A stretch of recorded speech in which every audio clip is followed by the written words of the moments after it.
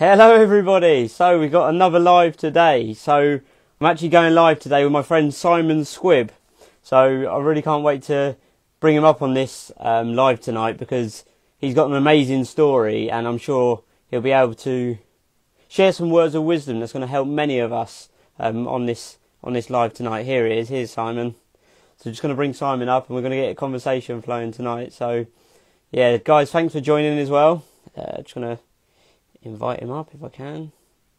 Just bear with me, people. Here he comes. Thanks everybody for joining as well.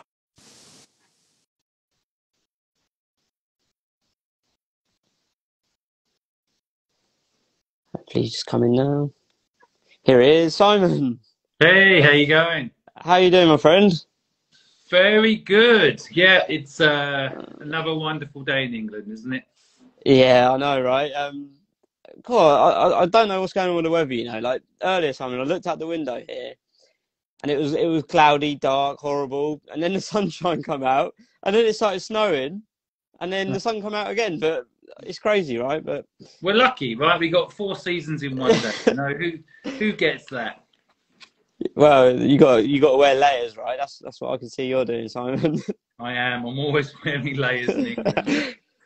So Simon, thank you so much for being here. So we got a few people coming up on in the room now at the moment on the live with us.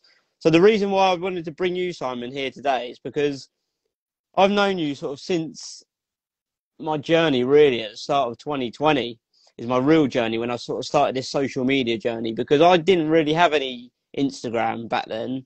And the only reason I downloaded it was after, say, splitting up with my ex-partner, and I wanted to connect with people. So I sort of saw you on here on Instagram and on TikTok as well, and on Clubhouse, obviously. And before that, I actually got onto Clubhouse. I was messaging you, Simon, because you was posting a lot about Clubhouse. And I remember I messaged you and asked for an invite because at that moment in time, it was invite only. So you really was the sort of catalyst for my whole journey, in all honesty, because if I didn't know about Clubhouse because of you, I would have never, say, embarked on this journey at all. So it was you that, say, guided me to reach out to the Facebook group, which I did, and I managed to get an invite, and the rest is history, I guess. So, yeah, Simon, the reason why I'm bringing you here today is to obviously ask a few questions and get you to share a bit about your journey to help, say, my audience, and I know some of your audience too, which are sort of my age as well. Because in all honesty, when I sort of just before I started my journey, I was quite desperate, in all honesty. I was asking all of the wrong questions to all of the wrong people. And these were people that were, say, on a total opposite journey to the journey that I was potentially on. So obviously I know your journey, I've heard you speak, and I really am inspired, and I'm sure so many other people are inspired by you as well. So Simon, if you could you just share sort of a brief overview of who you are and sort of what your journey's been? Maybe talk to us about life or what life looked like in your 20s. What were some of the, say, struggles, and what did you have to do in order to get you to where you are today? Yeah, well, first of all, Ryan, I have been following your journey, and I've enjoyed your viewpoint on the world. I kind of describe you as someone that's woken up, you know, like seeing the potential of yourself and the world for that matter. And so, thanks for inviting me to come and chat. I have a story that is both simple and complicated. I left home at 15 years old through no choice of my own, and was forced into entrepreneurship basically because I couldn't get a job because I didn't have a national insurance card when I was kicked out of home, and so that in England you can't get a job without a national insurance card. So for the first time in my life, I woke up my entrepreneurial muscle in my head and had no choice but to start a business, and frankly never looked back. Never really wanted to work for anyone else again once I'd realized that you could take something that's in your head and make it real. And I was homeless for a little while and then got on my feet, started a business. It did really well and then it failed, but I learned so much, and that entrepreneur muscle in my brain was alive. I was awake, and then I basically spent the rest of my 15, 20 years after that building businesses, building alliances, building and learning what purpose meant in a business, learning to find my purpose. And eventually at 40 years old, I sold my last company, Fluid, which was Asia's largest creative agency, to PricewaterhouseCoopers. And when I sold it to PwC, it was the first time I basically I never needed to worry about money again in my whole life. And it was quite a crazy feeling, because I had worried about money since the age of 15. And so suddenly I was financially free. My I guess belief in myself was complete. You know, I'd come from nothing to something, and I had this incredible experience of living in Hong Kong, living in Singapore, living in Beijing and Shanghai and Thailand and Bali, all from a small town in England where I started out. So I kind of took a few years off, and to kind of recalibrate, recharge, rethink who I am and what I wanted. And I've come out the gate with a purpose, which is to help 10 million people start and grow a business. And that has come from a lot of education and understanding where the world's going. I'm both positive about technology, but also a bit nervous about how it's going to disrupt even the most advanced jobs. I've seen technology, for example, that's going to replace doctors. So if you're training to be a doctor right now, and there's a chance you won't have a job when you come out the other end. If you're a driver of a lorry or a car, 100% 10 years from now, those jobs are gone. And so I am an advocate of technology, but I believe we've got to prepare for the time it disrupts traditional working patterns for a human. And so a lot of people say, well, don't worry, because, you know, this has happened before. Robots came into the newspaper room and replaced car manufacturing, and we found new jobs, which is true, but we found new jobs because we planned for it. And I feel like now we aren't planning for it in the same way, because not everyone sees what's about to happen and believe that things will carry on as normal. We'll never have another war. Well, look what's happened today. These things happen. So we've got to prepare for, frankly, the inevitable, which is, you know, history repeats itself, and we're about to get replaced in many, many jobs. So we need to retool. So I believe retooling people involves giving them the ability to be their own boss, to create a business that doesn't necessarily have to be Instagram. It can be a business that you enjoy, something that you find purpose in, something that, yes, maybe it pays the bills, maybe it's a top up to universal basic income, but it's going to give you a feeling of purpose, give you a reason to jump out of bed every day and enjoy what you do. And so I'm on a mission to help 10 million people start and grow a business. And a big part of our kind of, I guess, our pledge is that we will never charge people for help. So most of the time, people that are offering you help are trying to get a course fee out of you. And not that there's necessarily anything wrong with that, but we feel that that model generally leaves a lot of people behind. It doesn't give access to all. And in reality, I think I'm trying to go back to that 15-year-old me and help. I couldn't afford a coach back then. I didn't know what I didn't know. I didn't know to ask. I didn't know any entrepreneurs to ask. I didn't understand what questions to ask. And so I'm kind of helping that 15-year-old me, but also I feel like 15-year-old me had a bad education. The education system was teaching me to work in a factory for someone else. It was teaching me risk is bad. It was teaching me that working for someone else was safer than working for myself. And that is a lie. I now know that to be a lie. It is not easier or safer to work for someone else. So I am, in a way, trying to build something called the Purposeful Project that in the end will fix our education system and give people who go through an education a proper opportunity to create their own destiny, to create the future they want. And it might be they still work with someone else, but at least they have informed consent. They have the knowledge to make an informed decision, not get a job because they've got debt, because they've got to get a job and do a job they hate, which 99% of people that I meet hate their job. So I really believe in giving people that informed consent to make a decision and have the tools to start a business if they want, because I believe everybody is an entrepreneur if they wish. No one's born anything, not a doctor, not a lawyer. There's many different types of doctors, there's many different types of lawyers, there's many different types of entrepreneurs, but you can be one if you want, and you don't need to wait in the line to get a job. You can create one for yourself.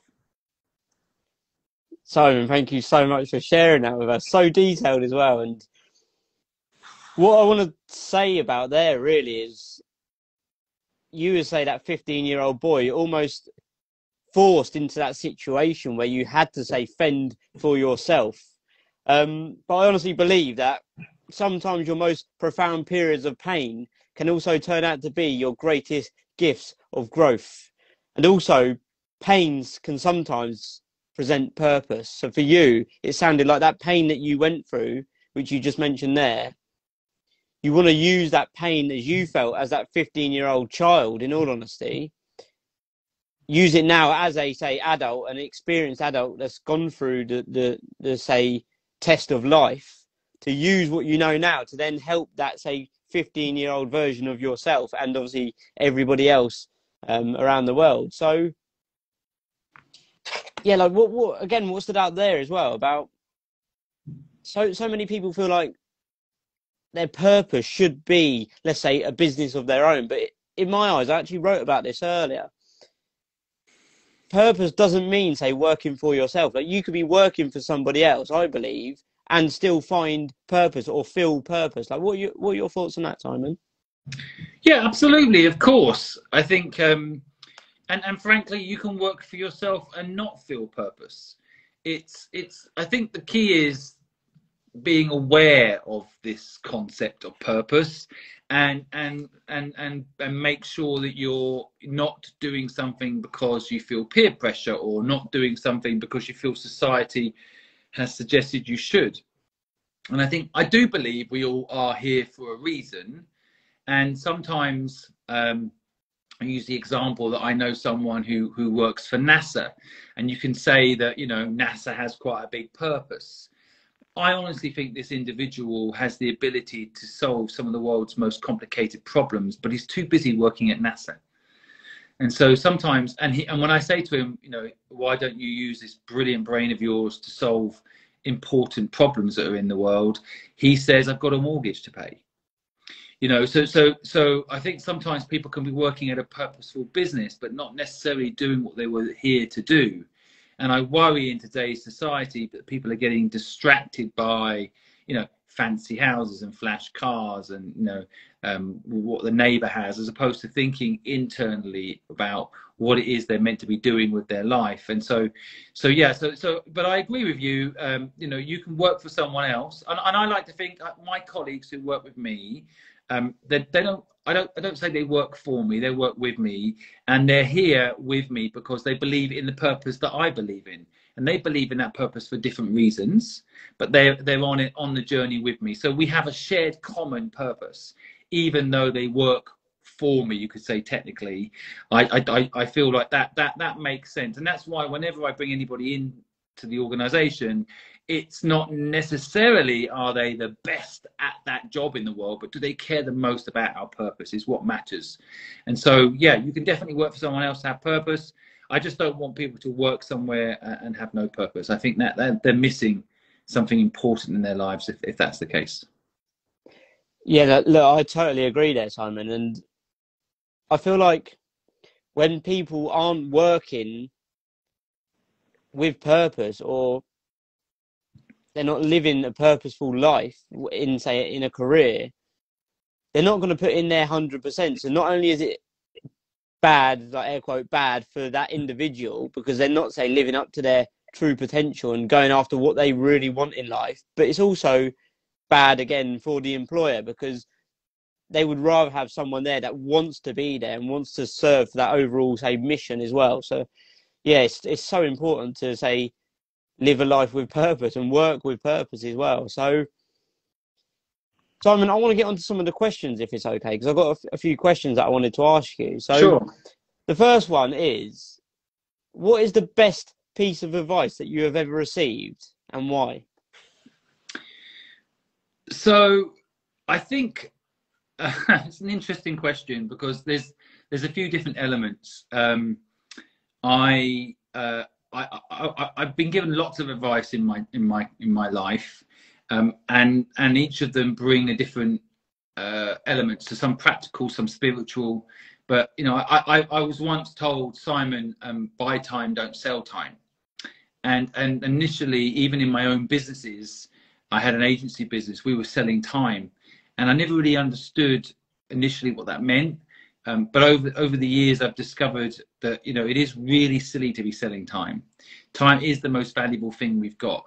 So I think I learned to rethink not only my own businesses, but how I operated, and through a piece of advice like that. Equally, I'm a self-taught marketing and salesperson, but along the way, I've been given some good advice. So, for example, on sales, I was once told that every single sale is basically following the same process, and it's these 3 steps.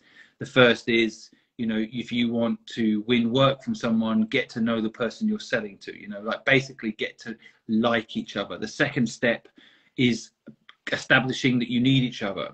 And most people don't do these first 2 steps. Most people just go straight in with, this is what I've got to sell, and this is what I'm doing. Do you want it? They don't get to know the person, and they don't get to build this concept that they need each other. So you need each other, and you like each other. If you get those 2 right and everyone skips it, then the third element, which is, you know, what you're selling and the price, gets easily sorted. But most people lead with that third bit, like, this is what I'm selling, and this is why you need it, as opposed to understanding the person they're selling to.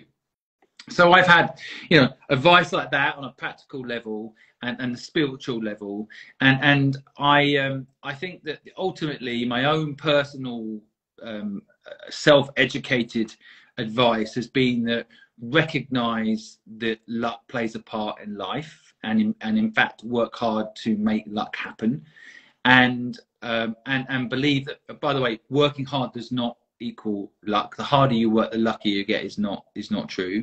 Luck is far more complicated, as I can explain about that. But recognize luck and stay humble. Really, you know, like, I've been down and I've been up. Right now I'm up, but I'm still very much grateful for what I have, and I will never judge others, and that's why I'm on a mission to make sure I help those that don't have money, and not just, you know, look after those that do. So I think, you know, I've had so much advice over my career, and I personally built my own philosophy around certain things. But I think ultimately, sometimes you know, you've got to look at, when you get advice from people, the most important thing, I think, and probably the final takeaway I'll give people on this question you're asking is, if you're going to take advice from people, probably look at the person and their life and say to yourself, do I want their life? If you take their advice, you'll probably end up having their life. So just be careful with any advice you get, including mine. Maybe you don't want my life. And so, you know, take advice from those whose life you aspire to be or want. I'm quite conscious, for example, not to listen too often to Elon Musk, because I actually wouldn't want his life. He's divorced. He's not happy in his relationships. He has a workaholic approach to life. So, you know, I don't always take Elon Musk's advice, even though I admire him as an entrepreneur. I wouldn't want his life. And so, same with Boris Johnson. I wouldn't want his life. And so I'm not inclined to take his advice. And so yeah, so I think that's important. Yeah, thanks again, Simon. And yeah, about the luck side of it, like, I feel like we all create our own luck by putting ourselves at the center of discomfort, by putting yourself in those places where other people don't really want to go, like, because they're not going there for a certain reason. But if you go there, I'm not saying anywhere dangerous at all, but if you go to that place where others aren't willing to go, you're more likely to receive or gain something that others won't get themselves. And about the advice side of it, yeah, like, I totally agree with you. Like, I used to say this to myself all of the time: don't ever take advice from somebody that you wouldn't happily trade places with. But however, I'm open-minded as well, so I don't say that's the only piece of advice that I'm going to say to myself, because I just want you to think about this. Just imagine if you, say, met a homeless person and they said, look, I had 10 businesses, I had multi-millions of pounds, but look, I'm living on the street. don't do this, and they tell you exactly why you shouldn't do what he done to get him in that position, or them, her, they, and you would surely listen to that advice if you didn't want to be in that place. So that's how I see it as well about taking advice. But Simon, on the flip side to that, what, say, one piece of advice have you received that's, say, your worst piece of advice that you received and acted on, and what was the result? So in my early career, when I was maybe 23, 24, by this time I was managing a lot of people working for me under my agency business, and I struggled initially managing large teams.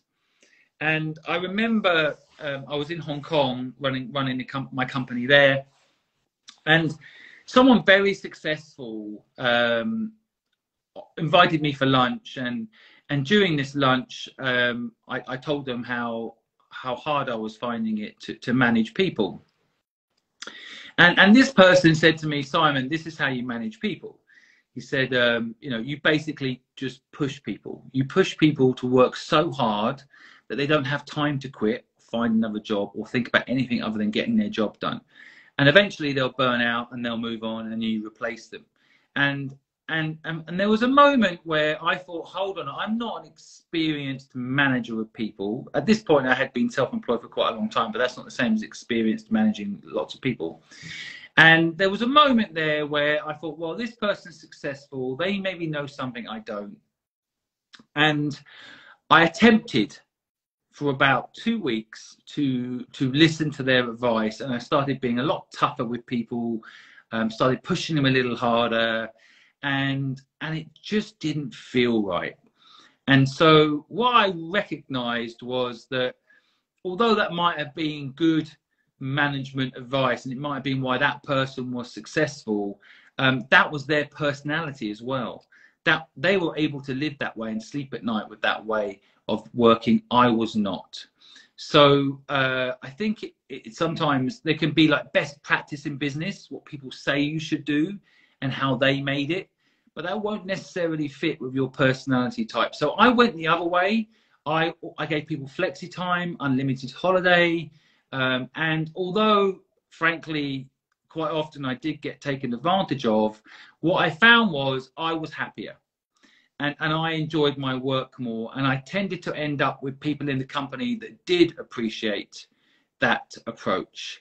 And although it took me a lot longer to be as successful as the person I just referenced, when I got there, I was happier.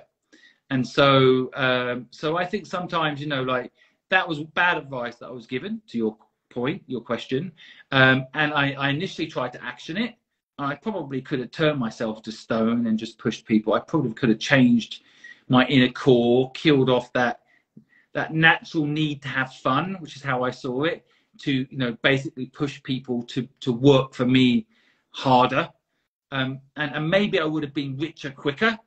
But I reflect now on how I got where I am today, and I appreciate the friendships I've made along the way.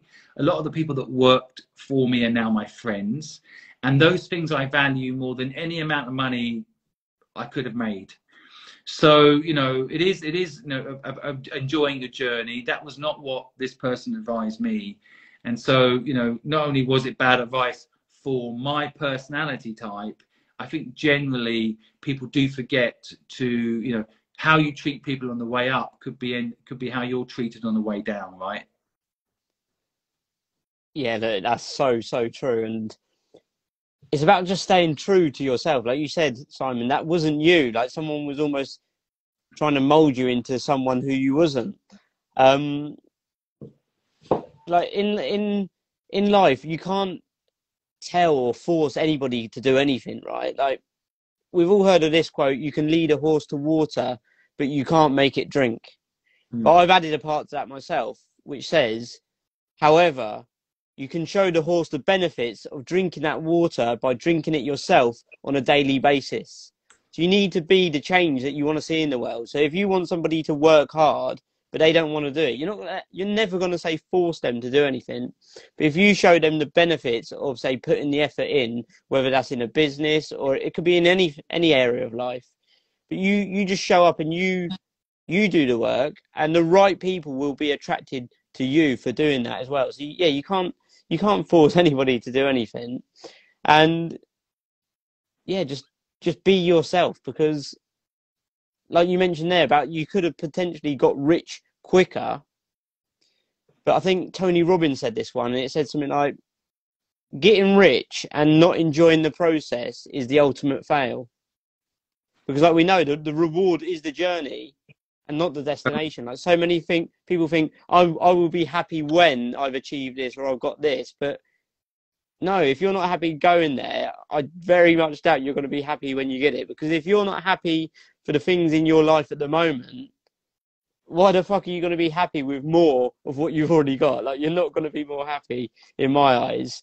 So I mentioned there actually a moment ago about, say, unlearning things. Like, people try to force their, say, beliefs onto us or their truths onto us. So the next question then would be, look, so what is the main thing that you, say, had to unlearn throughout, say, it could be childhood programming or growing up, say, in your younger years? What was the main thing that you had to unlearn rather than learn? So many things. I mean, the school system teaches you not to get a D, right? Not to fail. And we all know A students end up working for D students, and almost, the school system teaches you that the failure is bad, and it's not. Failure is brilliant. I would not be successful today if I hadn't failed many times when I was younger. So, that's one thing. I think the education system teaches you so many things that are not right. So, for example, you don't want to stick your head up and get noticed, which is ironic in the social media era now, that everyone wants to get noticed.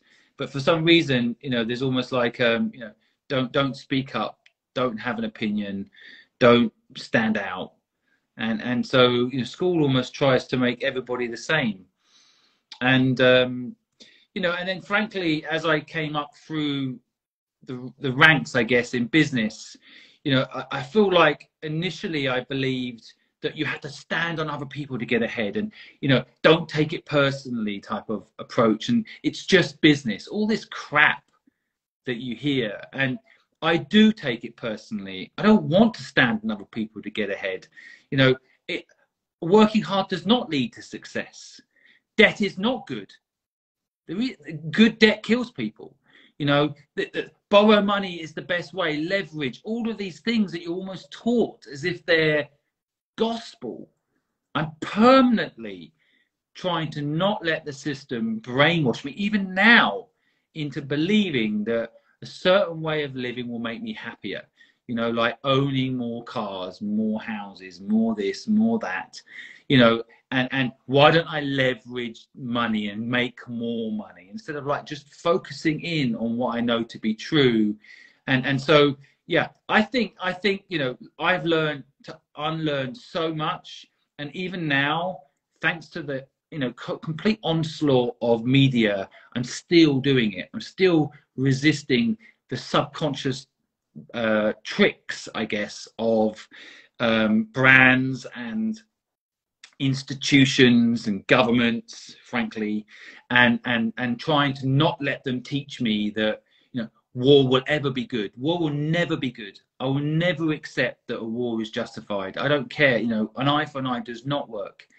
And I will never accept that it's a good idea to go to war.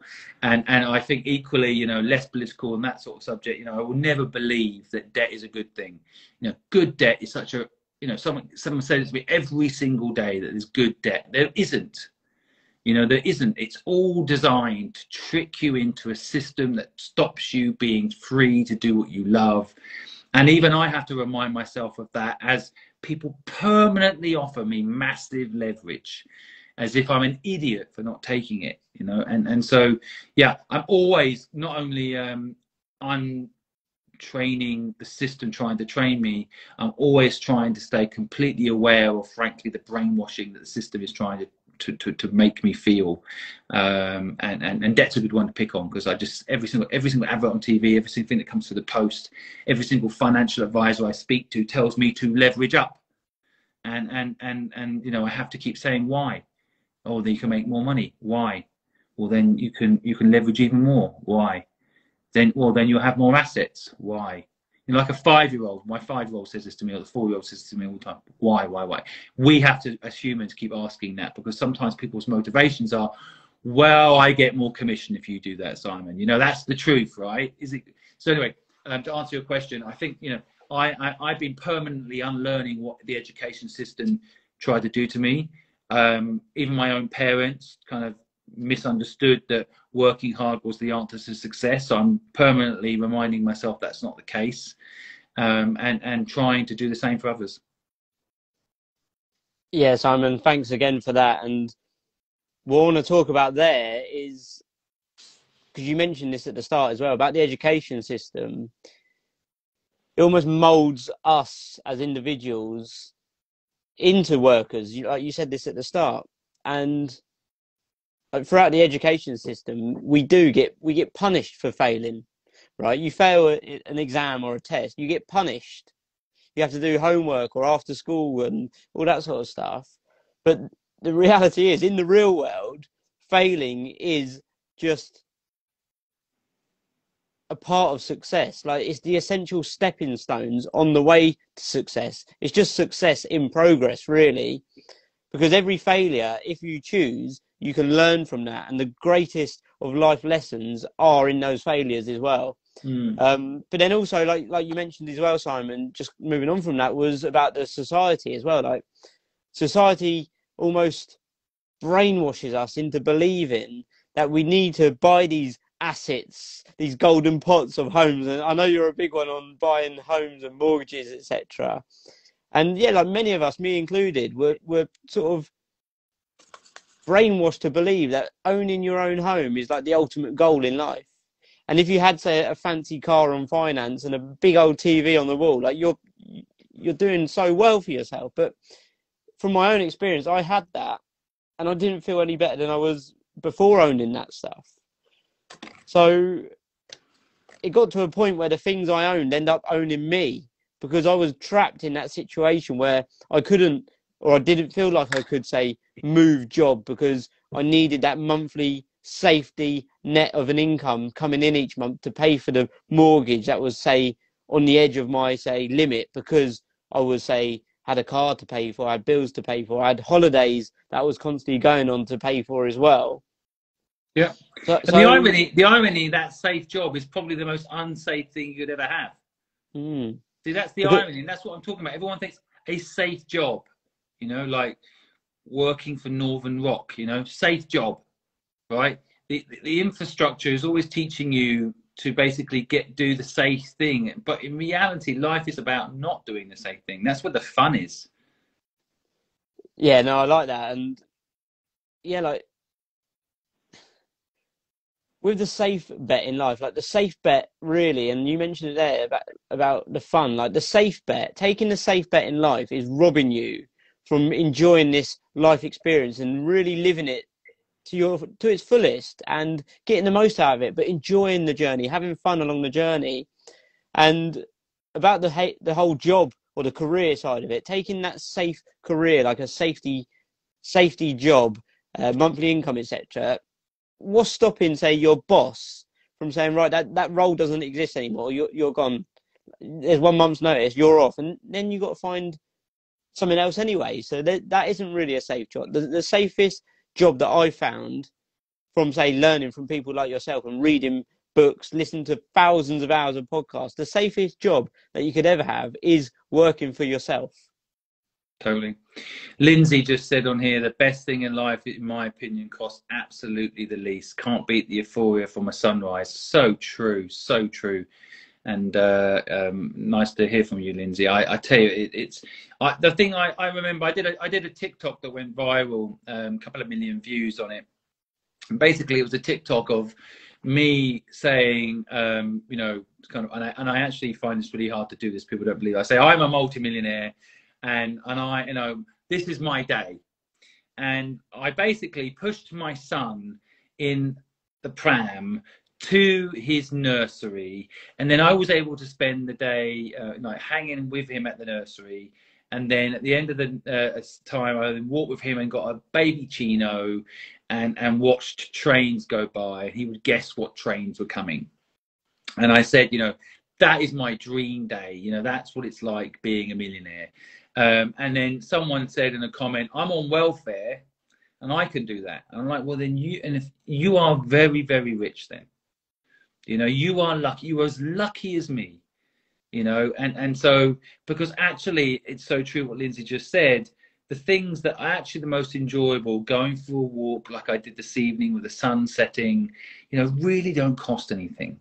And spending time, talking to someone like you on here. Yes, we need a fancy phone. You could start to argue there's some cost, but generally, I'm not paying you. You're not paying me. We have the phone anyway. The Wi-Fi is already paid for. This moment costs nothing. And so, I think people need to look into that more. And instead of buying a house to make them happy, or buying a car to make them happy, just figure out what your day-to-day can look like that doesn't involve trying to buy happiness. I mean, that's so important. In my eyes, I believe the ultimate goal in life is true happiness. So you as an individual, say that's listening to this, you need to determine what success looks like for you in your life. And for me, success for me is a feeling that comes as a byproduct from moving closer to a desired destination on a daily basis. So I could say that success for me is progress, and true happiness is progress. So Simon, just as we sort of have a few more questions to finish up on, the next question that I wanted to ask you is, what was the greatest lesson that you learned from your most painful life experience? Just before I answer that question, there's a comment here. Jack here, who I don't know, just said, can't pay bills with enjoyment though. It's interesting, isn't it? Because I think sometimes we get a bit caught in a skeptical world that's made this kind of construct. Money is the first virtual reality item that we've actually believe is real. And if I told everybody listening on here that they had £5 million in the bank, they'd feel happy for a minute until they realised they didn't have £5 million in the bank, and then maybe they'd be sad again. But how long can you hold that feeling that you actually have it? Because that will bring you happiness. And so people say you can't pay the bills. Well, sometimes you've created those bills. You've made things, you've created monthly costs. You've let the system beat you into paying monthly costs. And that's why I tell people, don't get caught by the system, because if you do have monthly bills to pay, then you often end up having to do something you don't enjoy to pay those bills. And then suddenly that statement becomes true that you just made there. But I think the other side, and the way you should look at things, is don't have monthly costs. Get them down to nothing. I lived in my office, and my office was on barter.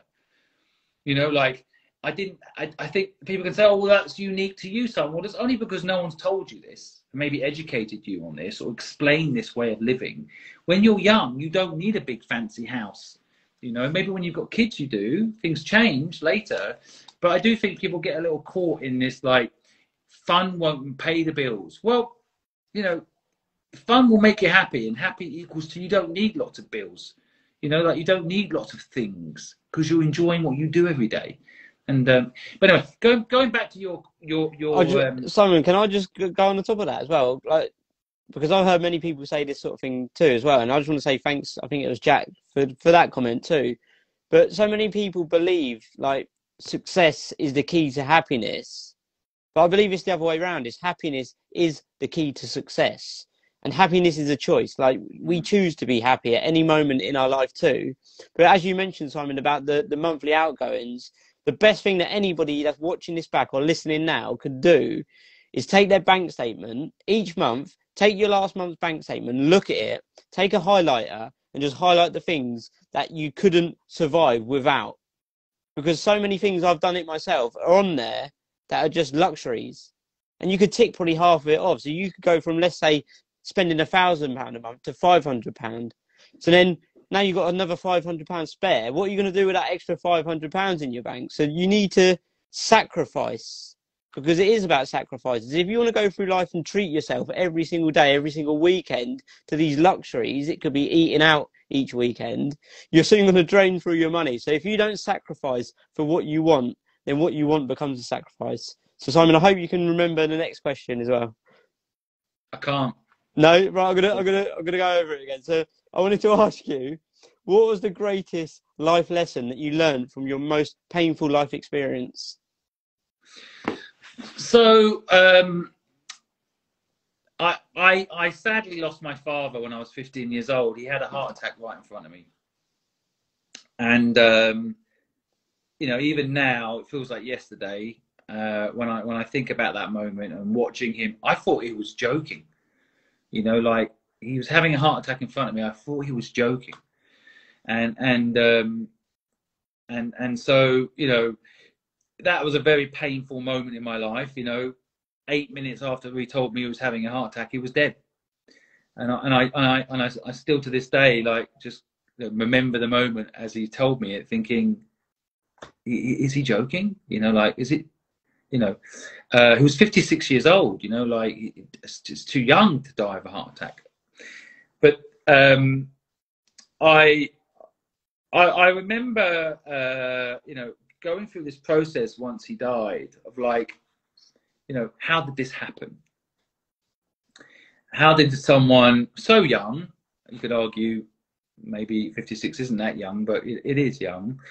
How could someone this young die suddenly out of nowhere? And I think what was ironic is that my father had a lot of good debt. You know, this thing where everyone talks about good debt. And actually the stress of it killed him. He was so busy managing all this good debt, he didn't look after himself. He was too busy running around all the houses, collecting all the money, managing all the properties, with all this wonderful, wonderful good debt. And I think that, you know, the lesson I learned is that, again, thanks to my father, is two things. From that pain, I learned two things. One, when he left, he actually gave me a gift. He died just before Christmas, Christmas Eve to be exact.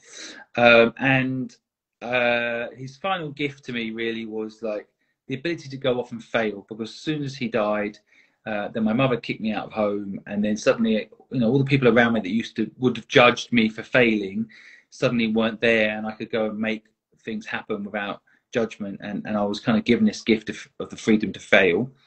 So that's one thing I got from the pain. The other thing I think I took from it was this whole idea that because society says something's good, it doesn't mean it's true, right? And so my father was a smart person who followed the system's narrative that good debt was a good thing, but it wasn't good for him. And so so that's another thing I've taken. And just because even now, and I did a TikTok yesterday of 100,000 views on it already, a lot of negative comments on there about how debt is so freaking good. I know it's not for everybody. I'm not saying it's not good for some people. Some people have the ability to handle it. Some people want it.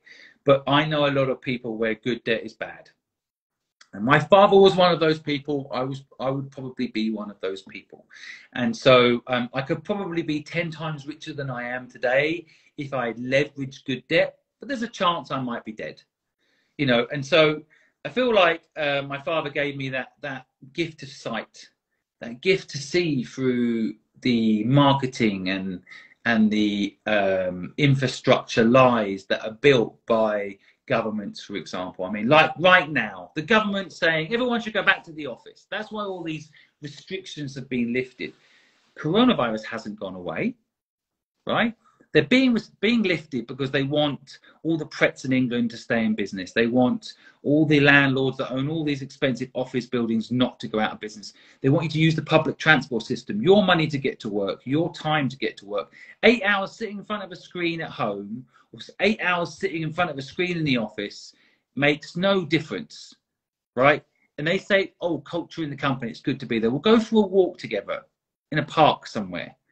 Don't need to go travel an hour a day to the work there and back, be away from your family, waste resources of the planet. Why? Right?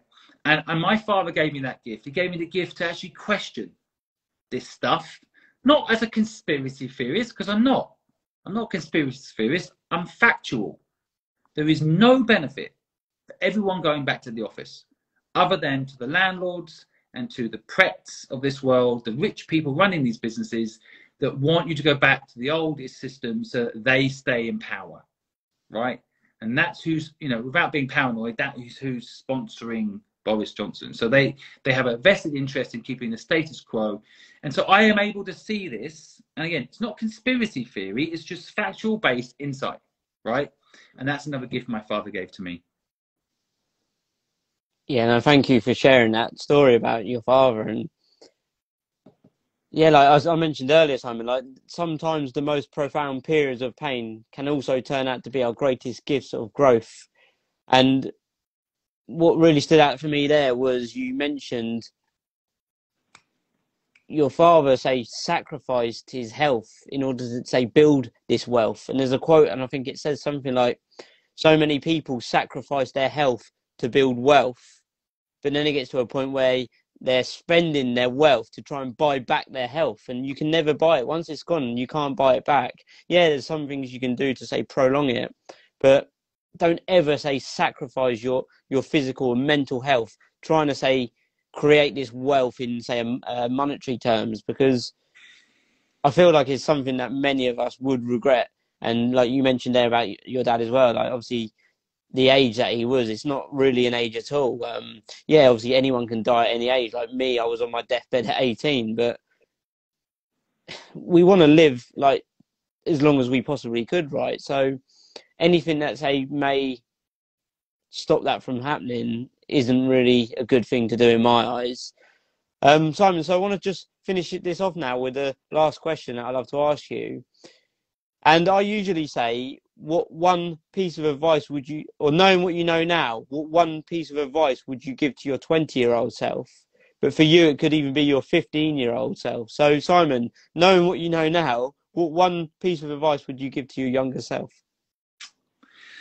Yeah, it's first of all, I wouldn't change anything about my life. So I'd be very careful with giving advice to my younger self, because I actually am really happy how things have turned out. I'm glad I'm awake.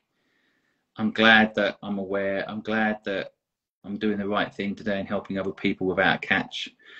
So I wouldn't want to change where I am now, but I'd probably be more spiritual about it and say, because I was in a lot of pain at 15, so I'd probably say that, the bad luck that you're having right now is just good luck in disguise. Luck is luck. Bad luck or good luck. And sometimes it's just a matter of perspective and time.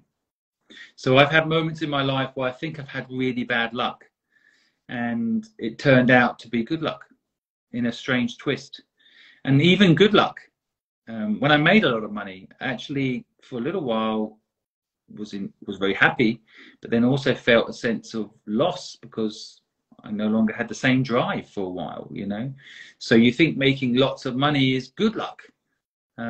But plenty of lottery winners have gone completely insane, like it hasn't made, wow, you won the lottery, what good luck. And then, they just don't have a good life.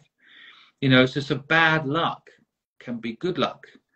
Having nothing, but then spending time with your family and knowing your priorities, and investing in the ones you love. Turns out having no money can be good luck if you can do that right. So I'd probably go back to my younger self and say, hey, it feels like you're having a lot of bad luck right now, right? You've lost your father, your mother's kicked you out. It sounds awful. And it's not easy, but it is actually going to ensure that one day you have the most amazing life. I have such love in my life. I've got a son I absolutely adore. I get to spend time with him. I've been with the same partner for 21 years. I'm very happy. And I get to hang out and speak to wonderful people like you, Ryan. So, I feel grateful. And so that bad luck, as awful as it was, right now, at this point in my life, I feel like I'm blessed. And I don't think I would be if I hadn't had bad luck. Yeah, I love that. And Like, I personally believe there's, say, a positive which can be extracted from every single negative in life. Like, there's always a yin and a yang. There's always an opposite to whatever you're going through now, or whatever, say, may have come your way in your life. So, Simon, thanks so much for sharing that. And I just want to end this on, I say it's a quote that I made up a while back, actually, and it says, adversity can quite often turn out to be a blessing in disguise. And from my own experience, I've found that adversity is the prerequisite to growth, success, and happiness. I believe hidden at the very core of adversity is the key to progress and lifelong happiness. It isn't going to be easy to find this key, but once you have obtained it, it will unlock the barrier to your next level of life. So adversity can be a gift if we choose to let it be. So Simon, thanks so much for coming, my friend. I really appreciate you. We've had some amazing comments. We've had some people come through. So I'm sure this is going to impact so many young adults, or anyone really that watches this, because there was so much info in there and words of wisdom, lived experience. And that's the best certificate that you could ever get in life. So don't worry about all that education, all those certificates from school. The best certificate that you could ever receive is live life experience. So Simon, you've got plenty of that. So Simon, just before we end this, what can, say, somebody do to reach out, find out more about you, say, connect with you, send you a message maybe, and just follow your journey? Yeah, well, you can just follow me on Instagram, click through, and a lot of people message me on DMs. I do try to get back to people. I'm always better with voice clips than words. But, you know, if people want to connect through Instagram, of course, I do a lot of stuff on TikTok. And I've got my website, simonsquibb.com. And, you know, if I can help you in any way, feel free to reach out. And, yeah, connect on my lives. I do a live pretty much every day of some sort. So come and ask questions. Let me know how I can help you. And, yeah, that's it, really. But thank you for having me, Ryan. Thanks so much, Simon. So if anyone wanted to, say, reach out, you got the info there. But Simon, if any of us, say, wanted to help you out, what could we do to help? Just, I guess, you know, spend time figuring out who you are. Don't always listen to everybody else's advice, and try to find your purpose in life, because that will make the world a better place for my 4-year-old later if you do. Amazing. So I know we're going to go now, but if some person was, say, watching this and they're thinking, I don't know where to even start to find my purpose, what one piece of advice would you say to get the ball rolling, Simon? Well, the first question is just to keep asking yourself, you know, try to listen to your inner voice. Maybe ask yourself what problems you'd like to solve in the world. And then go and hang out with someone who's got purpose, who's working on something purposeful, because it's infectious. Oh, it certainly is. And guys, if you haven't followed Simon already, follow Simon, follow the Purposeful Project, and yeah, just keep up to date with his lives. He is live, especially on TikTok. So jump over there, follow Simon. But Simon, thank you so much for coming, my friend. Pleasure. I really do appreciate you, and we'll catch up soon. All right, Ryan, take it easy. Thanks, Simon. Bye-bye, Cheers, everyone. bye. Thank you for coming on. Bye, everybody.